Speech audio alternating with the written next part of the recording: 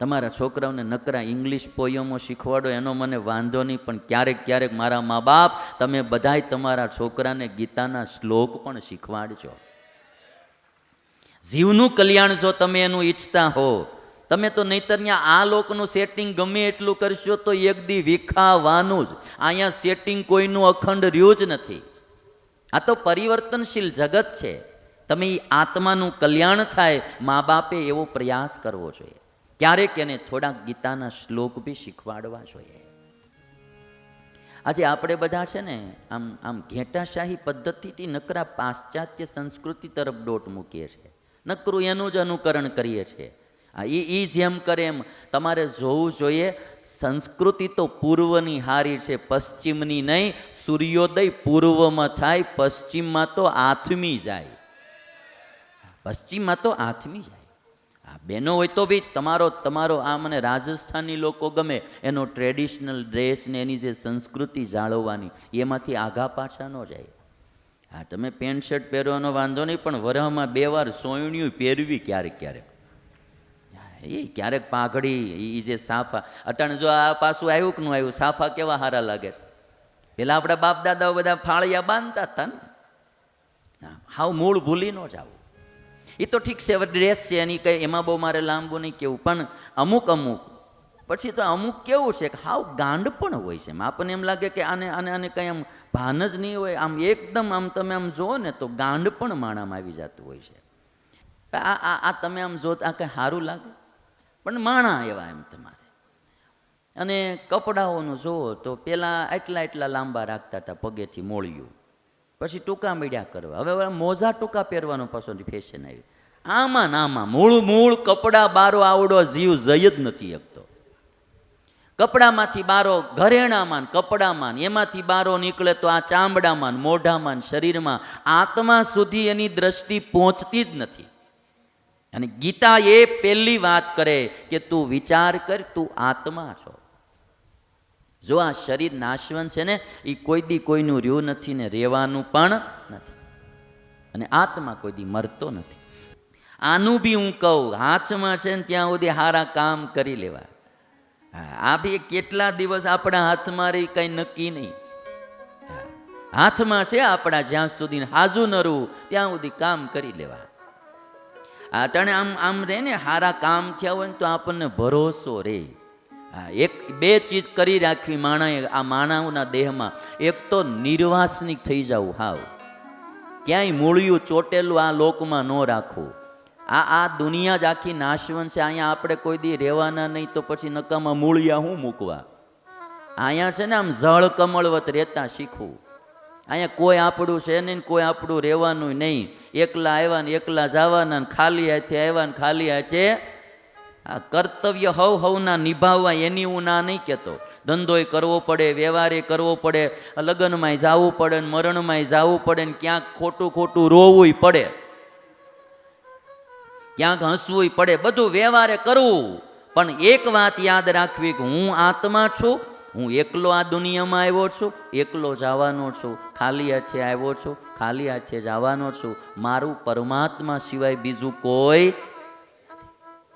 આટલું અનુસંધાન રાખવું. ક્યાંય ચોટવું નહીં, ક્યાંય વાસના ન બાંધવી, કોઈ જગ્યાએ નહીં. ગમે ત્યાં શરીર પડી જાય ને તો એ ઓરતો ન રહ્યો. એક બી સંકલ્પ ભગવાનની મૂર્તિ વિનાનો બીજો ન આવવો જોઈએ. એ ન થવું જોઈએ કે છોકરાનું શું થાય, ઓયનું શું થાય. આ દુનિયા આપણે નહોતા તોય હાલતી તે નહીં હોય તોય. ઘણી વાર તો આપણે જાહુ પછી પ્રગતિ હારી થાય. આપણે આડા આવતા હોય. ટેન્શન નહીં લેવાનું કોઈ પ્રકારનું. આ જે વ્યવહાર કરવું ઘટે નિર્લેપપણે કરવાનું. આજની તારીખે દેહ પડી જાય તો આપણને ટેન્શન ન રહેવું જોઈએ. કોઈ કામ અધૂરું ન રહેવું જોઈએ. બધા કામ પૂર્ણ કરીને જીવવાનું. મને જિંદગીમાં તમને હું હકીકતમાં આ વાત કરું, મારી કોઈ એવી ઈચ્છા ક્યારે મને જાગી જ નથી કે મને ઈચ્છા રહ્યા કરી હોય કે મારે આ કરવું, આ કોઈ દી નહીં. હું ભણ્યો તોય ભલે ને કથા કરું તોય ભલે, કોઈ દી નહીં. એક સંકલ્પ એવો નહીં કર, સહજ કરવાનો. પૂરો થયો તો ભલે ગાજરની પપોડી વાગે ત્યાં સુધી વગાડવાની, નથી ખાઈ જવાની. માથાકૂટની ખોટી કરવાની. હા, એટલે સેજેન સહજ થાય એટલું જ કરવાનું. ઉપાધિન બળેતરા નહીં કરવાની કોઈ ચીજ. ક્યાંય ચોંટવાનું નહીં, ક્યાંય આસક્તિ નહીં કરવાની. આજની ઘડીએ દેહ પડી જાય તો આપણું અધૂરું દુનિયામાં કાંઈ ન રહેવું જોઈએ, ક્યાંય ભગવાન સિવાય મન ન રહેવું જોઈએ. આમ ગાડીમાં જતા હોય, અમારે કેટલું ટ્રાવેલિંગ કરવાનું હોય, અને કદાચ એમ લાગે કે હવે ટ્રક સામું હાયલું જ આવે છે ને આના જ કંટ્રોલ નથી થાય, એમ આંખ્યું વિશે જય સ્વામિનારાયણ, બીજું વિચારવાનું જ નહીં.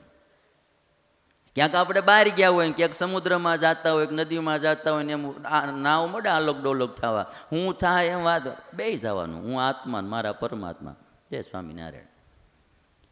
અને જેટલું છું એટલું લટકાનું છે. હું તો નાનો હતો ને તો મને વીછી કવડ્યો હતો ને એટલો બધો ચડી ગયેલો ને તે હું મરવા જ પડ્યો હતો. મારે તો એમાં શું છે કે ગામમાં વીછાણ હતી ને એ પાછી મોટી જબરી આવડી વીછાણ, અને એવી અહીંયા કવડી હતી ને તે પછી ગામમાં તો શું કહે છે કે બાજુના ખેતરમાં એક ભાઈ વીછી ઉતારનારા, તો કે ત્યાં જાય એ વીછી ઉતાર દે. તો હું દોડ્યો ત્યાં ગયો, હા ધમણ થઈ ગયો, નાનો છોકરો ત્યારે તો હજી, અને હા ધમણ થઈ ગયો ને જે ઝેર પછી દોડીને ગયો ને બ્લડ સર્ક્યુલેશન આખા શરીરમાં, ઝેર આખા શરીરમાં ઉપડી ગયું, અને ઓલા ઉતારે આમ વીછી મારો. હું મો પાછું એટલો બધો શરમાળ માણા ને મન કે ઉતરી ગયો ને મેં કીધું આ ઉતરી ગયો, નાય ન પાડીએ ગયો. મને કે હાજે બે કૂતરાને રોટલા નાખી દેજે, ઊભો થાય જ નાખે ને.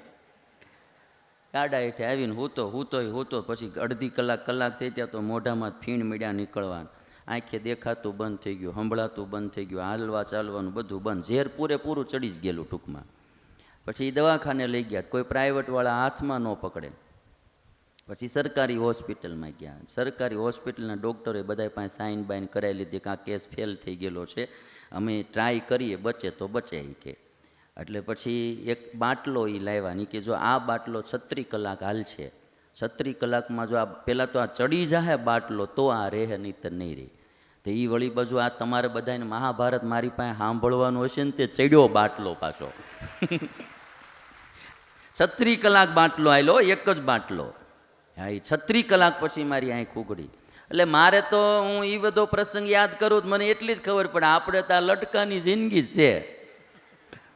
હા, એટલે કોઈ જગ્યાએ ચોંટવાનું નહીં, આસક્તિ નહીં કરવાની, બસ નિષ્પૃહ થઈને ભગવાનની ભક્તિ કરતા, લોકોના હિતના કામ કરતા કરતા જિંદગી જીવવી. જેમ જૂનું વસ્ત્ર કાઢી નાખે નવું ધારણ કરે, એમ આત્મા આ શરીરરૂપી વસ્ત્ર જૂનું થાય એટલે કાઢી નાખે અને નવું ધારણ કરે. આમ વસ્ત્રોમાં એવું હોય, જનરલી વસ્ત્રને કાઢી નાખવાનો નિયમ કેટલો કે જૂનું થાય એટલે કાઢી નાખે ને નવું શિવડાવે. એમ આ શરીર વૃદ્ધ થાય એટલે આત્મા કાઢી નાખે ને પછી પાછું નવું શરીર ધારણ કરે. પણ અમુક રૂપિયાવાળા માણસો હોય ને એ બહુ જૂનું ન થવા દે, હજી માપસરનું હોય, આમ 25 ધોણ ધોવાનું હોય ત્યાં પછી એને કાઢી નાખે બહુ રૂપિયાવાળા. એટલે અમુક આત્માઓ એવા હોય કે હજી જુવાની અવસ્થા હોય ત્યાં આવડવા બદલી નાખે. અને અમુક આ બહુ મોટી પાર્ટીઓ હોય ને બહુ અતિ શ્રીમંતો હોય, એ તો ખાલી કપડાં લાવે ને 2 ધોણ જ ધોવે પછી તરત રિજેક્ટ કરી નાખે, ત્રીજે દી પાછું નવું કપડાં જોઈએ, એટલે એ તો બદલ્યા જ કરતા હોય. એટલે અમુક આત્માઓ તો બાલ્ય અવસ્થામાં જ 1-2 વર્ષમાં કપડું તરત બદલી નાખે. આમાં સમજાય છે ને તમને? કપડું બદલી નાખે. બહુ સરસ શ્લોક આ ગીતાનો, કપડાં બદલી નાખે. એટલે આમાં શોક ના કરવો, આ બદલવાની રીતિ છે આ દુનિયાની. અને સ્વામિનારાયણ ભગવાને પ્રથમના 21ના વચનામૃતમાં કીધું કે આ જીવાત્માએ કેટલા જન્મો ધારણ કર્યા છે. સ્વામિનારાયણ ભગવાને એક વચનામૃતમાં એ વાત કરી કે જેટલું સમુદ્રનું પાણી છે એટલું તો આ જીવાત્માએ માતાનું ધાવણ ધાવ્યો છે. જેટલું સમુદ્રનું પાણી છે એટલું તો આ જીવ માતાનું ધાવણ ધાવ્યો છે. હવે તમે એક વિચાર કરો, ધાવણ ધાવવાનું અમુક જન્મમાં જ આવે. આ વૃક્ષ યોની હોય, જીવજંતુની યોની હોય, એમાં ક્યાંય ન હોય, ખાલી જરાયું જ યોનીમાં અમુક જન્મોમાં જ હોય. તોય મહારાજ કે સમુદ્રનું પાણી એટલું તો આ ધાવણ ધાવ્યો, કેટલા જન્મ લીધા છે. અને સ્વામિનારાયણ ભગવાને પ્રથમના 21ના વચનામૃતમાં કીધું કે જેટલી આ દુનિયામાં સ્ત્રીઓ છે જીવાત્માએ એ બધાને પોતાની માં બનાવી છે. અને મહારાજ કે ખાલી સ્ત્રીઓ નહીં, કૂતરીઓ, મીંડળીઓ, વાનરીઓ બધાને પોતાની માં બનાવી છે. અને મહારાજ કે બધાને પોતાની પત્ની બનાવી છે, બધાને પોતાની માં બનાવી છે, અને પોતે સ્ત્રીના રૂપ લઈ લઈ બધાને પોતાના પિતાઈ બનાવ્યા છે અને પોતાના પતિ. આ કઈ જન્મ ઓછા નથી લીધા. અને એટલા માટે આદિ જગદગુરુ શંકરાચાર્યએ કીધું કે પુનરપી જનનમ પુનરપી મરણમ પુનરપી જનની જઠરે શયનમ ભજ ગોવિંદમ ભજ ગોવિંદમ ગોવિંદમ ભજ મૂઢ મતે. એ તો નિરાકારવાદનું પ્રતિપાદન કરનારા હતા, પણ છતાંય એણે એમ કીધું ભગવાનનું ભજન કર. આપણે તો બધા સાકારવાદી છીએ ભાઈ.